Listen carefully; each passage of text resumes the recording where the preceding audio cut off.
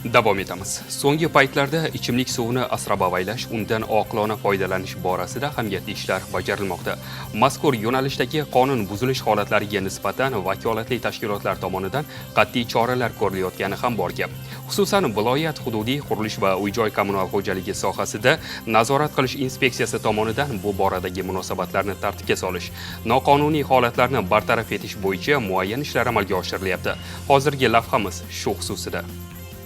Viloyat hududiy qurilish va uy-joy kommunal xo'jaligi sohasida nazorat qilish inspeksiyasi tomonidan joriy yilning 8 oyi davomida suvlardan foydalanish bilan bog'liq 231 ta qonun buzilish holatlari aniqlangan. Mazkur qonun buzilish holatlari bo'yicha O'zbekiston Respublikasi Ma'muriy javobgarlik to'g'risidagi kodeksining tegishli moddalariga asosan 947 million so'mlik 321 ta ma'muriy jarimalar qo'llanilgan. O'zbekiston Respublikasining ichimlik suvi ta'minoti va oqova suvlarni chiqarib yuborish to'g'risidagi qonuni hamda Prezidentimizning 2017 yil 18 apreldagi ichimlik suvidan foydalanishni nazorat qilish tizimini tashkil etish to'g'risidagi farmoniga asosan inspeksiya xodimlari tomonidan Termiz shahrida nazorat reyd tadbirlari o'tkazildi. Jumladan Termiz muhandislik va agrotexnologiyalar universitetida o'tkazilgan o'rganishlarda suv minoralari va ularning atrofi texnik hamda sanitariya talablariga javob bermasligi, suv hisoblagichlari o'rnatilmaganligi aniqlandi. Prezidentimizning 2017-yildagi 50-18 sonli farmoniga asosan byudjet tashkilotlarida nazorat tadbirlari o'tkazildi.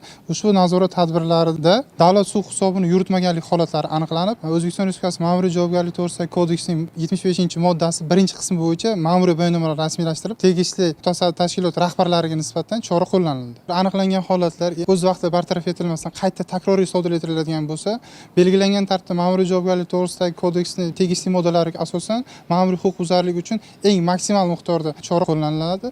Agarda yana takroriy sodir etib boraversa, o'sha holatlar takroriy yuzaga kelsa, belgilangan tartibda huquqni muhofaza qiluvchi organlarga hujjatlar taqdim etiladi.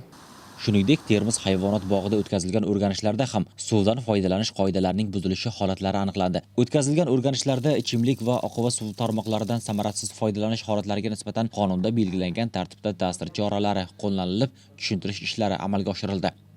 Fuqarolarimiz va davlat muassasasi tashkilotlariga maslahatimiz shundan iboratki, ichimlik va oqova suv tarmoqlaridan o'zboshimchalik bilan ulanmaslikni va yuridik tashkilotlari davlat suv hisobini doimiy nazoratga olishni, hamda ichimlik suvidan isrofgarchiliksiz oqilona foydalanishni maslahat berardim.